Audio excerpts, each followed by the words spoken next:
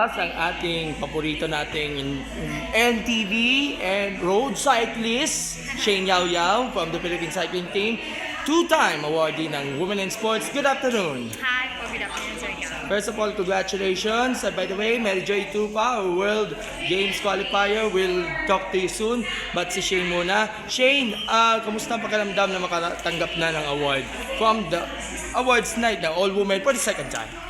I'm very thankful po ako and overwhelming po yung pangalawang parangal po na to ng Women in Sport. And I'm very thankful po sa Women in Sport and Philippine Sports Commission po sa pag-recognize ng mga babaeng atletang manlalaro ng Pilipinas. Okay, Shane, what's the latest nga pala? Ano yung naging assessment mo in the previous village? We have 7-Eleven, we placed second, and even nag-compete ka sa Tagaytay, no? Yes. Sa Phil Cycling.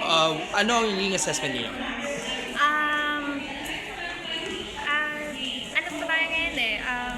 Sorry. No. Assessment niyo po sa Phil Cycling at 7-Eleven. Okay. That's not my ano po kasi, hindi ko po siya A races. So, entire races ko po siya. So, papunta pa lang po ako sa main events ko po, which is the XCO. And this coming next weekend po, may XCO race na po ako. And all of our races na po sa mountain bike is all A races na po. And upcoming po is the Asian Mountain Bike Series. Will be held po sa Pasig City po. The first leg of the Asian Mountain Bike Series. Okay, what defines you as a sportswoman?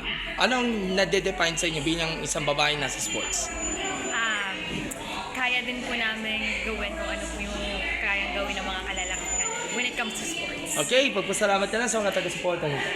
Ayan po, unang-una thank you so much po Philippine Sports Commission and Women in Sport po para sa parangal na ito. And also maraming salamat po Phil Cycling sa inyong tiwala po sa akin. And also sa lahat po ng sponsors ko na walang sawang sumusuporta sa akin. Sa family, friends ko po, thank you so much. Alright, thank you so much, Shane. More power. God bless. Thank you.